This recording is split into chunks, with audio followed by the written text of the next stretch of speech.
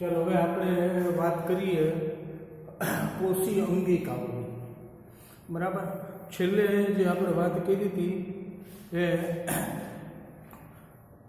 કોષરસની વાત કરી હતી. બરાબર, છેલ્લે સુકોષ કેન્દ્રી અને આદિકોષ કેન્દ્રીના સજીવોના તફાવત આપણે જોયા હતા. બરાબર, ત્યારબાદ કોષરસની વાત કરી હતી અને હવે આપણે કોષી અંગિકાઓ તરફ આગળ વધીએ. તો કોષની અંદર ગોઠવાયેલી, જો યાદ રાખજો, કોષી અંગિકાઓ કેમાં હોય? સુકોષ કેન્દ્રી કોષ હોય એમાં કોષી અંગિકાઓ હોય. આદિકોષ કેન્દ્રી કોષ હોય એની અંદર માત્ર રિબોઝોમ્સ જ હોય. બરાબર, એટલે સુકોષ કેન્દ્રી કોષોની અંદર સુકોષ કેન્દ્રી અને આદિકોષ કેન્દ્રીનો મુખ્ય તફાવત શું? તો કે આદિકોષ કેન્દ્રી સજીવો છે એક કોષીય છે, એના કોષ કેન્દ્રની ફરતે કોષ કેન્દ્ર પટલ આવેલું નથી. જ્યારે સુકોષ કેન્દ્રી સજીવો છે એક કોષી હોય અને બહુકોષી હોય, આપણે સુકોષ કેન્દ્રી સજીવો જ કહેવાય. બરાબર, તો એના કેન્દ્રની ફરતે પટલ આવેલું હોય. બરાબર, અને આવા સુકોષ કેન્દ્રી કોષ હોય એની અંદર એવી પટલમય અંગિકાઓ હોય. બરાબર, એ આપણે ભણવાની છે. શરૂઆત કરીએ અંતઃકોષરસ જાળ. બરાબર, જો અહીંયા ખાસ તમારે એ જોવાનું છે કે આજે તમે 9મું ધોરણ આપણે ભણીએ છીએ.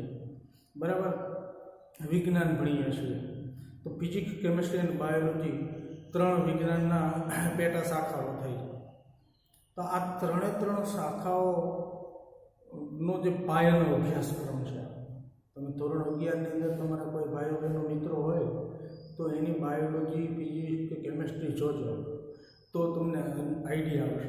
એટલે આ તમે અત્યાર સુધી 8મા ધોરણ હોય, 8મા ધોરણની અંદર પરીક્ષા દેતા તો છેલ્લા 15-20 દિવસ વાંચતા અને માર્ક્સ લઈ આવતા. તો અત્યારે આમાં એવું નહીં ચાલે. આમાં રેગ્યુલર આપણે અભ્યાસ કરવો જોઈએ સાથે સાથે. એટલે ખાસ કાળજી રાખજો.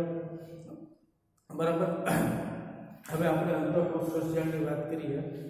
બરાબર, તો અંતઃકોષરસ જાળ છે ને એ શું છે? તો કે સુકોષ કેન્દ્રી કોષની અંદર નલિકાઓની જાળીમય રચના છે. બરાબર, નલિકાઓની જાળીમય રચના છે. બરાબર, એટલે જ એને અંતઃકોષરસ જાળ જાળ એટલે નાની નાની નલિકાઓની જાળીમય રચના છે. બરાબર, એક છેડેથી કોષ કેન્દ્ર પટલ જોડાયેલી છે. કોષ કેન્દ્ર છે એના પટલ જોડાયેલી છે. બરાબર, અને સમગ્ર કોષરસની અંદર વિસ્તરેલી છે. હવે કોષ કે આ જે અંતઃકોષરસ જાળ છે, બરાબર, એને 2 ભાગમાં વહેંચવામાં આવે. એક બાહ્ય પટલ અને અંતઃપટલ. આની અંદરનો જે ભાગ નળીઓ હોય, બરાબર, તો નળીઓની અંદરનો ભાગ એ અંતઃપટલ કહેવાય અને આ બહારનો ભાગ, ઉપરનો ભાગ.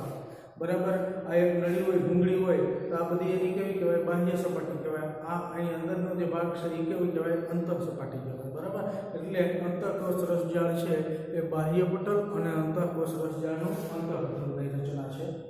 બરાબર, હવે અંતઃકોષરસ જાળના બાહ્ય એટલે આપણે શું કરવાનું કે શરૂઆત કરવી એ ક્યાંથી કરવાની? તો કે આ અંતઃકોષરસ જાળ એ નલિકાઓને, સૂક્ષ્મ નલિકાઓની જાળી રચના છે જે એક છેડેથી કોષ કેન્દ્ર પટલ જોડાયેલી છે અને સમગ્ર કોષરસમાં વિસ્તરેલી છે.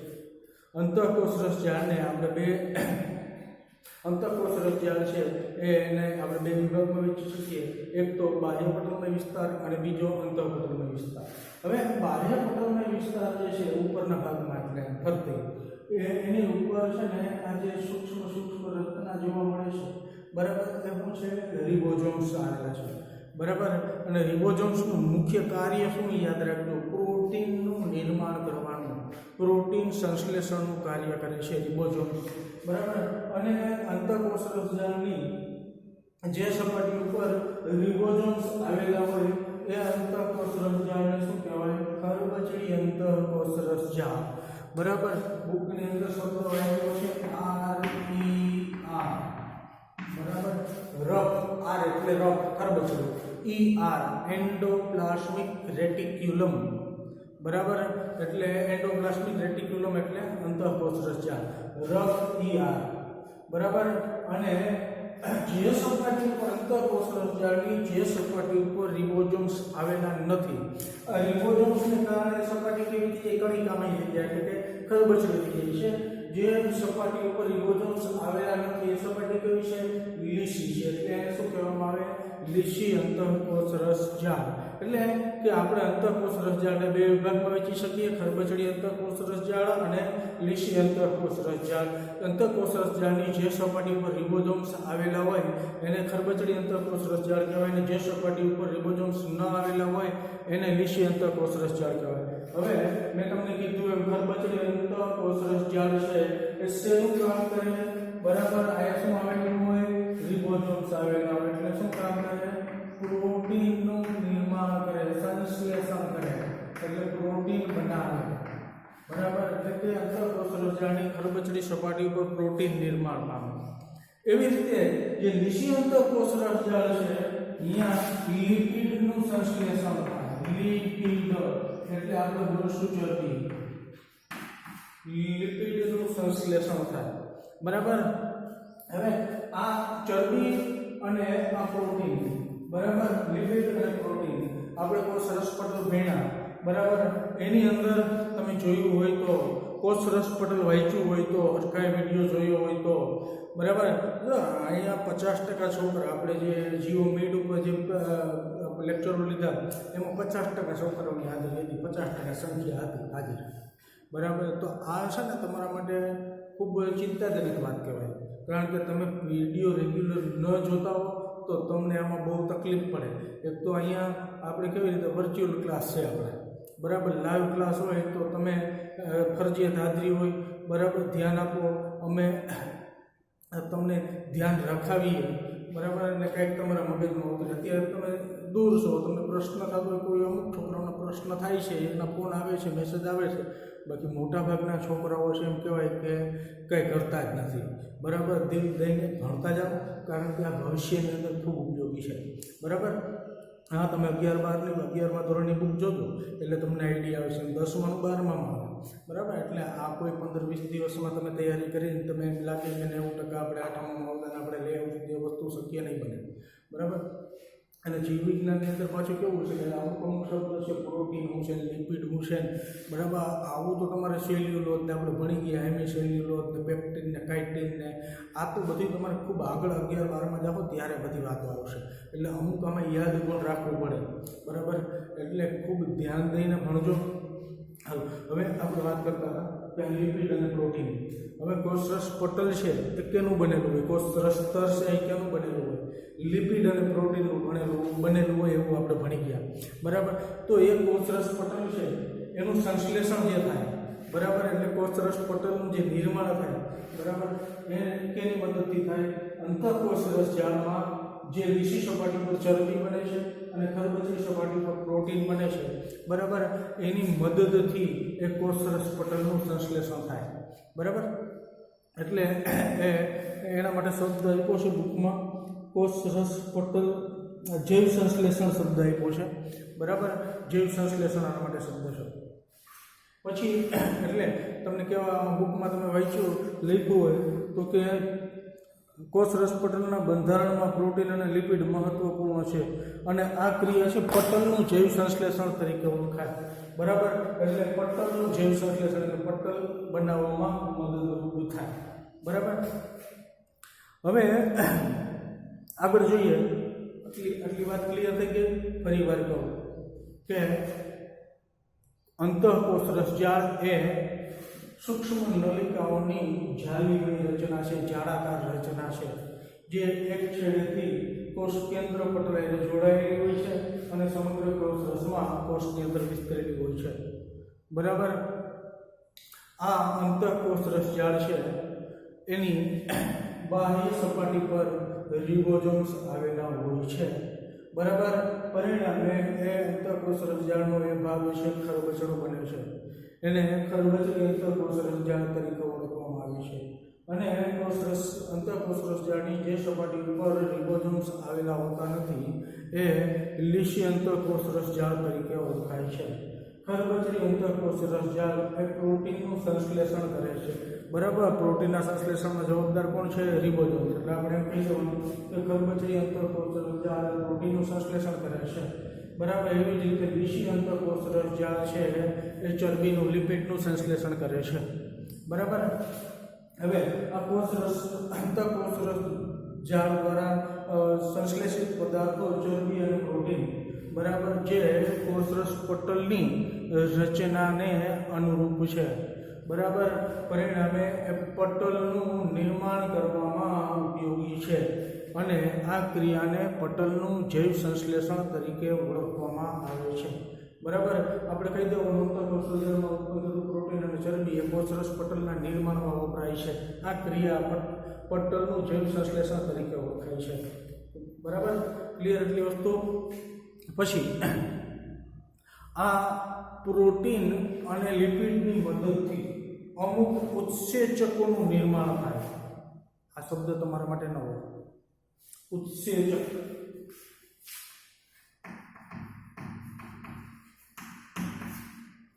બરાબર. ઉત્સેચકનું નિર્માણ થાય. હવે આ ઉત્સેચક છે ને ખોરાક આપણે લઈએ. બરાબર. ખાસ કરીને અનાજ, કઠોળ અને તૈલી પદાર્થ આ મુખ્ય 3 ઘટકો હોય. બરાબર. આમ તો 5 ઘટકો થાય: વિટામિન અને ખનિજ ક્ષાર. બરાબર. તો આ મુખ્ય 3 કાર્બોદિત, ચરબી અને પ્રોટીન. હવે આ 3 પદાર્થોનું પાચન થવું એટલે શું કે એમાંથી પોષક તત્વો છૂટા પાડવાની ક્રિયા છે. તો આ પોષક તત્વો છૂટા ખોરાકમાંથી પાડવા માટે અમુક રસાયણિક પદાર્થોની જરૂર પડે. બરાબર. જેને જે ઉત્સેચકો કહેવાય. બરાબર. એ ઉત્સેચક જઠરમાં આપણે લાળ રસની અંદર હોય એમાઇલેજ નામનો ઉત્સેચક હોય. ખોરાકની અંદર જે સ્ટાર્ચ હોય ને એનું પાચન કરે. બરાબર. એવી રીતે જઠરની અંદર એ ઉત્સેચક ઉત્પન્ન થાય. જઠર ગ્રંથિઓ નલિકામય રચના હોય જઠરની અંદર. બરાબર. અન્નળીમાંથી સીધો ખોરાક જઠરમાં જાય. એ નલિકામય રચનામાંથી અમુક રાસાયણિક પદાર્થો ખોરાકમાં પડે. બરાબર. જો એ શું કામ કરે તો કે ખોરાકમાં જઠરમાંથી HCl પડે, મંદ હાઇડ્રોક્લોરિક એસિડ પડે, એસિડિક બનાવે ખોરાકને. બરાબર. બીજો પેપ્સિનોજન નામનો ઉત્સેચક ઉત્પન્ન થાય. એ ખોરાકમાં જે પ્રોટીન હોય એનું પાચન કરે. પછી એ જઠરમાંથી ખોરાક જાય નાના આંતરડા. બરાબર. પછી બીજી 2 ગ્રંથિઓ છે, સ્વાદુપિંડ અને યકૃત. એમાં ખોરાક જાતો નથી, પરંતુ સ્વાદુપિંડમાંથી સ્વાદુ રસ ઉત્પન્ન થાય અને યકૃતમાંથી યકૃત રસ ઉત્પન્ન થાય. આ 2 રસ છે ને એ નાના આંતરડામાં ભળે. તો એ રસની અંદર પણ ઉત્સેચક હોય. એમાઇલેજ હોય, લાઇપેજ હોય, ટ્રિપ્સિન હોય. આ બધા છે ને અનુક્રમે ચરબીનું, કાર્બોદિત પદાર્થનું અને પ્રોટીનનું પાચન કરે. બરાબર. એ ઉત્સેચક. એ ઉત્સેચકનું નિર્માણ પણ છે એ આ ચરબી અને આ લિપિડ અને પ્રોટીનની મદદથી થાય. બરાબર. એટલે આપણા આંતરડાની જે દિવાલો હોય એની અંદર જે કોષો આવેલા હોય. બરાબર. એ કોષોની અંદર રહેલી અંતઃકોષ રસજાળમાંથી શું ઉત્પન્ન થતું હોય? ચરબી અને પ્રોટીન. અને એની મદદથી શું બનતું હોય તો કે ઉત્સેચકો બનતા હોય. બરાબર. આવા જૈવ રાસાયણિક ઉત્સેચકો ઉત્પન્ન થતા હોય. આ ઉપરાંત યકૃત કોષો. બરાબર. લોહી છે આપણું એ નાના આંતરડામાંથી બધા પોષક તત્વો ગ્રહણ કરી અને એ વહન પામે એટલે સીધું યકૃતમાં જાય. યકૃત કોષો ઉપર જો આંતરકોષ રસજાળ શરીરના જુદા જુદા કોષોની અંદર બંધારણ જુદું જુદું હોય. બરાબર. હવે યકૃત કોષોની અંદર આ અંતઃકોષ રસજાળ છે, યકૃત કોષોમાં રહેલી અંતઃકોષ રસજાળ. બરાબર. એની અંદર વિષારી દ્રવ્ય. વિષારી દ્રવ્ય એટલે શું કે અમુક એવા શરીર માટે નુકસાનકારક, શરીરના બંધારણને અનુરૂપ ન હોય આવા પદાર્થો આપણા શરીરમાં દાખલ થઈ ગયા હોય ખોરાક માટે, કે વાસી ખોરાક થઈ ગયો હોય, કે આપણે એવા શાકભાજીઓ અને ફળ ખાતા હોય. બરાબર. જેની અંદર જંતુનાશક દવાઓ છાંટવામાં આવતી હોય છે. બરાબર. એ જંતુનાશક દવાઓ વિઘટન ના પામી હોય. બરાબર. વાતાવરણમાં તો એ શાકભાજી કે ફ્રૂટ ભેગી આપણા શરીરમાં આવે તો વિષારી દ્રવ્યોનો નામ બિનવિષકારક કરે. બરાબર. એવી જ રીતે આપણે દવાઓ લઈ બીમાર પડીએ તો એ ઔષધો લઈએ આપણે તો એ ઔષધોની પણ વિષકારક અસર હોય શરીરમાં. બરાબર. શરીર તો એને બિનવિષકારી બનાવે. બરાબર. એનું કાર્ય એનું છે અંતઃકોષ રસજાળનું કાર્ય છે. बराबर आ बात थी कम्प्लीट अंतःकोषरस जाळनी।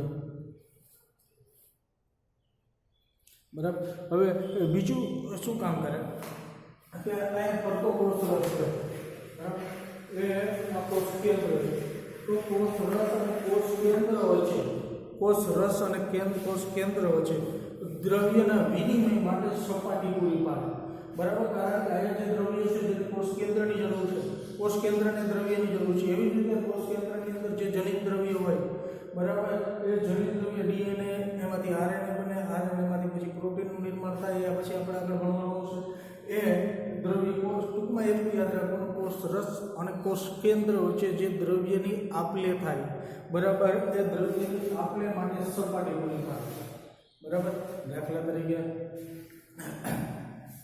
अहींया तमे बेंच माटे बैठा नथी तमे बेंच माटे छेल्ली बेंच मां एक छोकरो बैठो एक विद्यार्थी बैठो बराबर हवे मारे एने एम केवुं होय के ले आ बॉल पेन ले एने बॉल पेन खलास थई गई मारे बॉल पेन देवी होय तो ए पहली बेंच में विद्यार्थी बैठो छे ने दई दो बीजी बेंच वाला ने तीजी बेंच वाला ने चौथी बेंच वाला ने छेल्ली बेंच वाला ने बॉल पेन पहोंचे तो आ वच्चे जे पहली बेंच बीजी बेंच तीजी बेंच ना छोकराए पण पूरुं ए बॉल पेन मोकलवामां मददरूप थया बराबर एवी ज रीते आ जे द्रव्य छे ए कोष केंद्र सुधी जाए एना माटे आ सपाटी पूरी पाडे अंतःकोषरसजाळनी बाह्य सपाटी परथी द्रव्य कोष केंद्रमां पहोंचे एवी ज रीते कोष केंद्रमांथी द्रव्य छे कोषरसमां आवे तो ए पण अंतःकोषरसजाळ परथी आवे बराबर आ उपरांत बीजी कोषनी अंदर थती जैव रासायणिक प्रक्रियाओ माटे पण आ सपाटी पूरी पाडे बराबर एटले आटली वात थई કેટલી વાત થઈ યાદ રાખો સૌથી મહત્વની વાત પહેલી વાત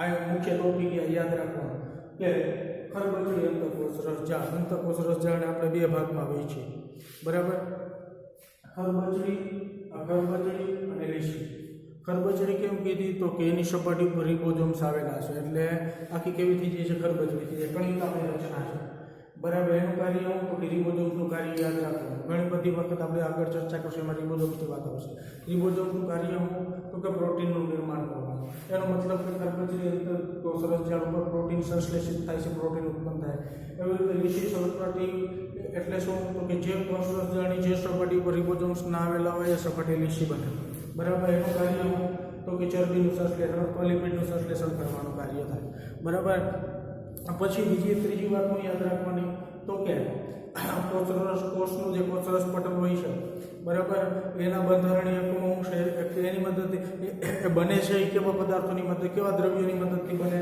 તો કે લિપિડ અને પ્રોટીનની મદદથી બને બરાબર તો એનો મતલબ કે અંતઃકોષરસજાળમાં ઉત્પન્ન થતું લિપિડ અને પ્રોટીન છે એ કોષરસ પટલના નિર્માણમાં ઉપયોગી છે અને આ ક્રિયાને શું કીધું बराबर पटलનું जैव रासायनिक संश्लेषण जैव संश्लेषण बराबर हाँ ए त्रीजी बात थई हवे चौथी बात हूँ एवी के आ उपरांत आ लिपिड अने प्रोटीननी मददथी बराबर आ लिपिड अने प्रोटीननी मददथी अमुक उत्सेचकोनुं निर्माण थाय छे बराबर आ चौथी बात पछी पांचमी बात हूँ एवी तो कि कोष केंद्र और कोषरस वच्चे जे द्रव्योनो विनिमय थाय एना माटे आ कोषरसजाळ छे सपाटी पूरी पाडे बराबर एना पछीनी बात कही एवी तो कि अंतःकोषरसजाळ छे ए यकृत कोषोनी अंदर मोटे भागे यकृत कोषोनी अंदर बराबर कि विषारी द्रव्य शरीर माटे जे नकामो पदार्थ होय शरीरने नुकसान करता पदार्थ एने विषारी द्रव्य कहेवाय ए विषारी द्रव्य અને ઔષધોની વિષકારક અસરને બિન વિષકારક કરવામાં મદદરૂપ થાય છે બરાબર આ અંતઃકોષરસજાળની વાત થઈ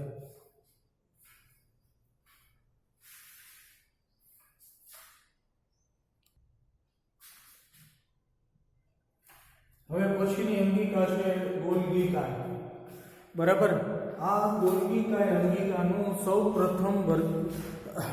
સૌપ્રથમ વર્ણન છે એક કેમિલો ગોલ્ગી નામના વૈજ્ઞાનિકે 1858 માં કરેલું ઈસવીસન 1858 માં કેમિલો ગોલ્ગી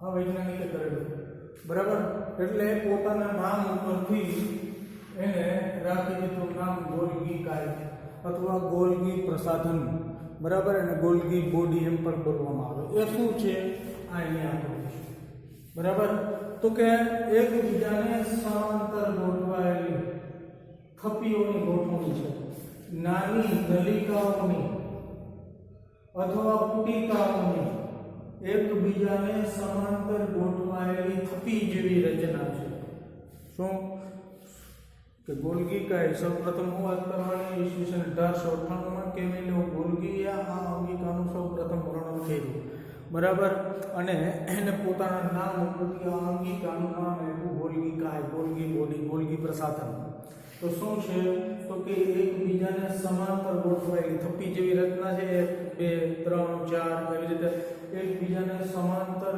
ગોઠવાયેલી નલિકાઓની અથવા પુટિકાઓની થપ્પી જેવી રચના છે બરાબર આ નલિકાઓ અને પુટિકાઓને શું કહેવામાં આવે સિસ્ટમી 1 2 3 4 આ સિસ્ટમીની સંખ્યા 4 થી 8 જેટલી હોય છે બરાબર હવે આ ગોલ્ગી કાય છે બરાબર એ અંતઃકોષ આ ગોલ્ગી આ બધી પટલમાં અંગિકાઓ છે કે ગોલ્ગી કાયનું જે પટલ છે બરાબર આ ગોલ્ગી કાયનું જે પટલ છે એ અંતઃકોષ રસજાળના પટલ સાથે જોડાયેલું હોય બરાબર એટલે અંતઃકોષ રસજાળની અંદર ઉત્પન્ન થતા સંશ્લેષિત દ્રવ્યો અંતઃકોષ દ્રવ્યમાં કયા દ્રવ્યો ઉત્પન્ન થયા ચરબી અને પ્રોટીન બરાબર એ દ્રવ્યો છે અંતઃકોષ રસજાળ દ્વારા ક્યાં આવશે ગોલ્ગી કાયમાં આવશે બરાબર અને એ ગોલ્ગી કાયની અંદર અમુક રાસાયણિક જેવી રાસાયણિક ક્રિયાઓ થશે બરાબર અને એ દ્રવ્યનું પેકેજિંગ થશે એમ કહેવાય બરાબર એટલે અંતઃકોષ જાળમાં ઉત્પન્ન થતા દ્રવ્યનું પેકેજિંગ થાય કેમાં ગોલ્ગી કાયમાં બરાબર આ પેકેજિંગ કરીને એટલે પુટિકામાં રચના ઉત્પન્ન થાય આખી જે આવ્યા હોય એ સરળ દ્રવ્ય આવ્યા હોય બરાબર અને અંદર જટિલ ક્રિયાઓ થાય અને એ પછી અહીંથી આમ બહાર મુક્ત થાય કોષ રસની અંદર બરાબર એ દ્રવ્યનો ઉપયોગ છે એ કોષ માટે થાય અને અન્ય બીજા કોષ માટે પણ એ દ્રવ્યનો ઉપયોગ કરવામાં આવે આખી પુટિકાઓના સ્વરૂપમાં એ ગોલ્ગી કાયમાંથી એ દ્રવ્ય બહાર નીકળે આપણે શું કહેવું કે અંતઃકોષ જાળમાં ઉત્પન્ન થતા દ્રવ્યનું પેકેજિંગ છે એની અંદર થાય ગોલ્ગી કાયમાં કેવી રીતે દાખલા તરીકે એક મશીન હોય બરાબર એમાંથી બિસ્કિટ બનતા હોય તો સીધા બિસ્કિટ સીધા નીચે પડતા હોય કોઈ વાસણની અંદર પછી માણસો છે એ બિસ્કિટનું શું કરતા હોય પેકેટ બનાવતા હોય બરાબર એના જેવી વાત થઈ એટલે કે જે અંતઃકોષ રસજાળમાંથી જે દ્રવ્ય એવા છે એનું પેકેજિંગ થાય એટલે અહીંયા કોઈ એવા કાગળના કે પ્લાસ્ટિકના પેકેટની વાત નથી એ તો કોષી દ્રવ્ય દ્વારા જ એનું પેકેજિંગ થતું હોય અને અમુક દ્રવ્યનો સંગ્રહ થાય અને એ પેકેજિંગ કરેલું દ્રવ્ય કોષ રસની અંદર મુક્ત કરવામાં આવે બીજું કે એ કોષને જરૂર હોય તો એ કોષમાં એ દ્રવ્યનો ઉપયોગ થાય અને એ કોષને વધારે જરૂર ના હોય અને અન્ય કોષને જરૂર હોય તો અન્ય કોષની અંદર પણ એ દ્રવ્યનો ઉપયોગ કરવામાં આવે અને વધારાનું દ્રવ્ય છે એ સંગ્રહ પણ થાય એમ કહેવાય કોષનું ગોડાઉન બરાબર કે જ્યાં દ્રવ્યનું પેકેજિંગ એ થાય સંગ્રહ એ થાય અને જેમ જરૂરિયાત હોય એ મુક્ત પણ કરવામાં આવે આપણે ગોડાઉન શબ્દને શેના માટે વાપરીએ અનાજનું ગોડાઉન તો વેપારીઓ અનાજમાં શું કરે ગોડાઉનની અંદર શું કરે અનાજનો સંગ્રહ કરે પછી જે બીજા માણસોને કોઈને બીજા નાના વેપારીઓની જરૂર હોય તો એને પેકેટ કરે 10 કિલો 20 કિલો 50 કિલો જેવું અનાજ બરાબર ને જેવી જરૂરિયાત એ મુજબ પેકેજિંગ કરી અને એને મોકલવામાં આવે બીજું સંગ્રહ કરે અને એ પોતા માટે વાપરે ને અનાજ બરાબર એમ એના જેવું જે દ્રવ્ય ઉત્પન્ન થાય એ દ્રવ્ય કોષ પણ વાપરે અન્ય કોષને પણ આપવામાં આવે બરાબર અને એવી જ રીતે સંગ્રહ પણ કરવામાં આવે બરાબર એટલે ગોલ્ગી કાય એ કોષોનું નથી આમ જોઈએ તો ગોડાઉન થયું બીજું ગોલ્ગી કાય શું કાર્ય કરે તો કે સરળ શર્કરાનું જટિલ શર્કરામાં રૂપાંતર કરે સરળ શર્કરાનું જટિલ શર્કરામાં રૂપાંતર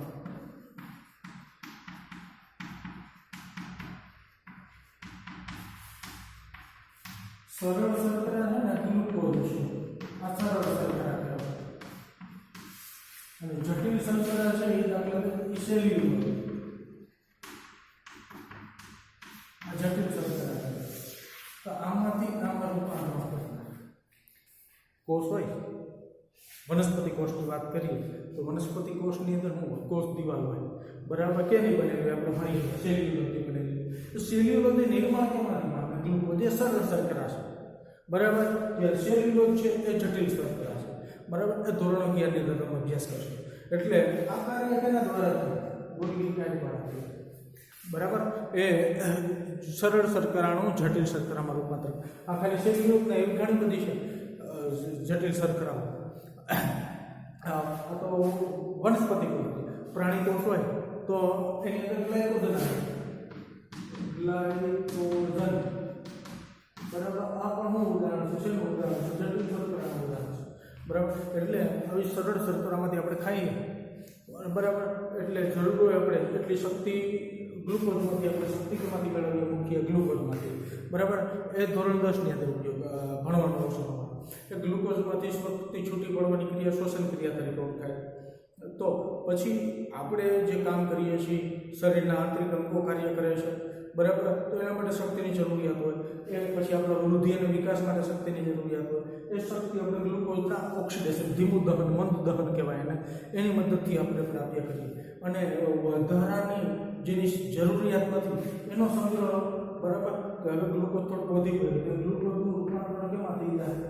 ગ્લાયકોજનમાં થાય, બરાબર. એ જટિલ શર્કરા થાય. આ તમને ખાલી આઈડિયા આવે એના માટે આપણે આ વાત કરી, બરાબર.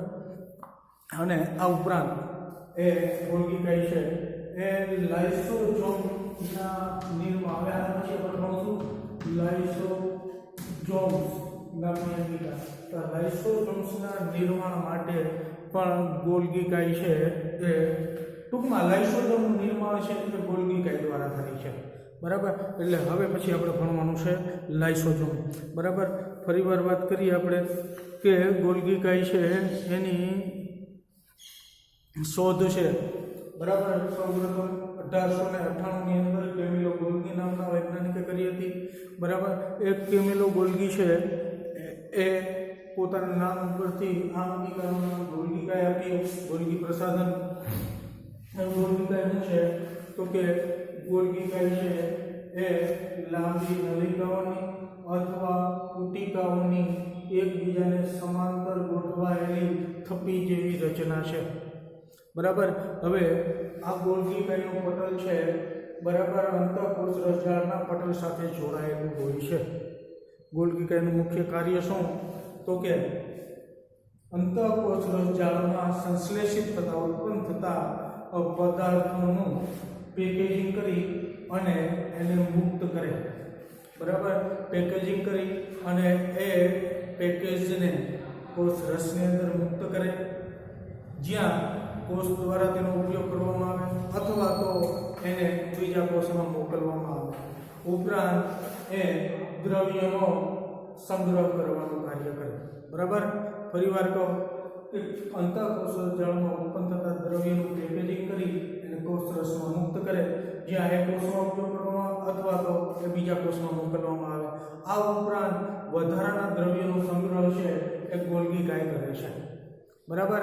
પછીની હું વાત આવ સરળ છે એકદમ, બરાબર.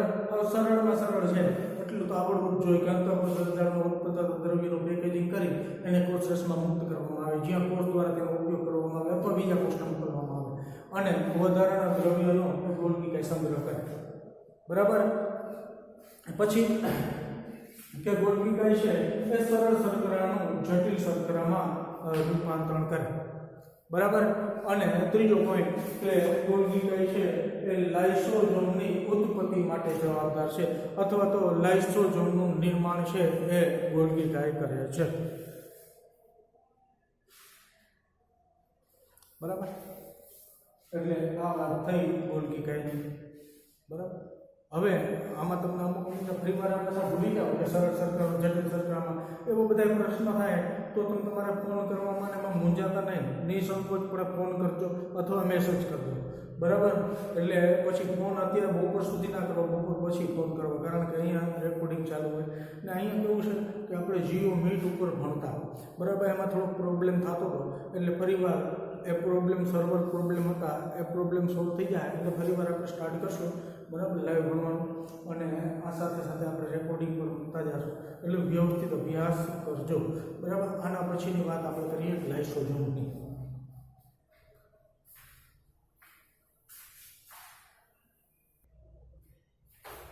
હવે લાઇસોઝોમની આપણે વાત કરીએ. લાઇસોઝોમ શું છે? તો કે આગળ ભણ્યા એમ લાઇસોઝોમનું નિર્માણ છે એ ગોલ્ગી કાયમાં થાય છે. બરાબર. ગોલ્ગી કાય અંતઃકોષ જાળમાં ઉત્પન્ન થતા દ્રવ્યોનું પેકેજિંગ કરે. બરાબર. અને પુટિકા સ્વરૂપે કોષમાં મુક્ત કરે. બરાબર. હવે આ પુટિકામાં પેકેજો જે હતા આ પ્રકારના, બરાબર, એમાં અને આમાં ફરક શું? એ જે દ્રવ્ય હતું, બરાબર, એમાં ખાસ પ્રકારનું દ્રવ્ય કે જેની અંદર લાઇપેજ, કાર્બોહાઈડ્રેટ, પ્રોટીનેજ, ન્યુક્લિયાઇડ આવા ઉત્સેચકો સાથે હતા. જે લખ્યું આ ઉત્સેચકો, આવા ઉત્સેચકો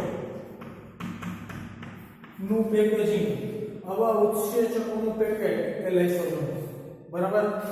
હા, આ ઉત્સેચકો કામ શું કરે? લાઇપેજ, કાર્બોહાઈડ્રેટ, પ્રોટીન, ન્યુક્લિયાઇડ, એ જ શબ્દ પાછળ આવે એટલે એ ઉત્સેચકો. લાઇપેજ એ ચરબીનું પાચન કરે, કાર્બોહાઈડ્રેટ જે કાર્બોદિત પદાર્થનું પાચન કરે, પ્રોટીન એ પ્રોટીનનું પાચન કરે. બરાબર. અને ન્યુક્લિયાઇડ એ ન્યુક્લિક એસિડનું પાચન કરે. બરાબર. આવા પાચન કરતા ઉત્સેચકો નિપુટિકા એ લાઇસોઝોમ. બરાબર. લાઇસોઝોમનું મહત્વ શું? બરાબર. એની ભૂમિકા શું? તે કે કોષને સાફ સફાઈ કરવામાં મદદરૂપ થાય. ઉત્સર્ગ દ્રવ્યો, કોષનો કચરો, જૂનો કોષ થાય તો એની અંગિકા કોઈ તૂટે અથવા તો કોષ નાશ પામે તો એ લાઇસોઝોમ છે આ કોષ નાશ પામે, આખી આવેલો હોય, કોષની અંદર આવેલું હોય, આ કોષ નાશ પામે કે એની કોઈ અંગિકા નાશ પામે. અંગિકા એની બનેલી હોય, કાર્બોદિત પદાર્થ, ચરબી, પ્રોટીન એની બનેલી હોય. બરાબર. તો એ અંગિકાને તોડવા માટે જવાબદાર પદાર્થો એ અંગિકાનું વિઘટન કરવા માટે આખા કોષનું વિઘટન કરી નાખે આ અંગિકા. બરાબર. કોષમાં કોઈ નુકસાની થાય, દાખલા તરીકે કંઈ લાગે, અંદર બેક્ટેરિયા પ્રવેશી ગયા, એ વિઘટન કરવા માંડ્યા તો લાઇસોઝોમ છે એ તૂટે. બરાબર. અને એ કોષનું આખું પાચન કરી નાખે, એટલે વિઘટન કરી નાખે. બરાબર. જેથી કરીને સૌ છે એ બીજા કોષમાં પ્રવેશે નહીં. બરાબર. એટલે આ લાઇસોઝોમ અંગિકાએ કામ કર્યું, કોષનો જ નાશ કરી નાખ્યો. એટલે એને આત્મઘાતક કોથળીઓ કહેવામાં આવે. આત્મઘાતક કોથળીઓ.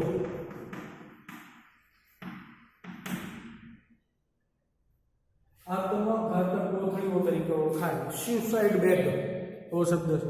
બીજું કે આ બધા ઉત્સેચકો મેં કીધા, લાઇપેજ ચરબીનું પાચન કરે, કાર્બોહાઈડ્રેટ કાર્બોદિત પદાર્થનું પાચન કરે, પ્રોટીનનું પાચન કરે. તો પાચક ઉત્સેચકો ધરાવે એટલા માટે એને પાચક કોથળીઓ તરીકે પણ ઓળખાય. પાચક કોથળીઓ તરીકે પણ એને ઓળખવામાં આવે છે. બરાબર. ટૂંકમાં ઘણી બધી રીતે મહત્વનું છે કે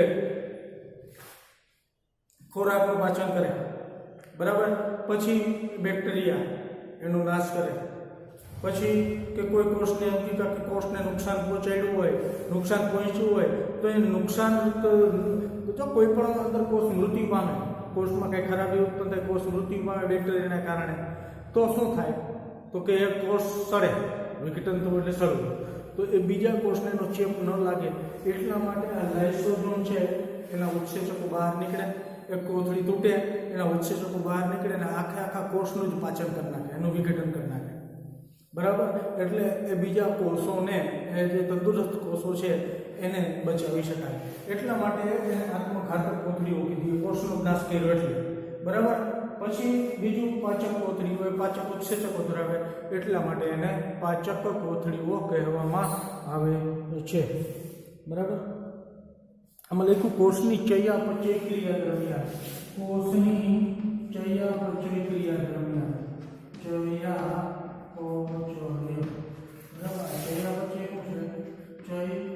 વત્તા અપચય, આ બે શબ્દનો બનેલો છે.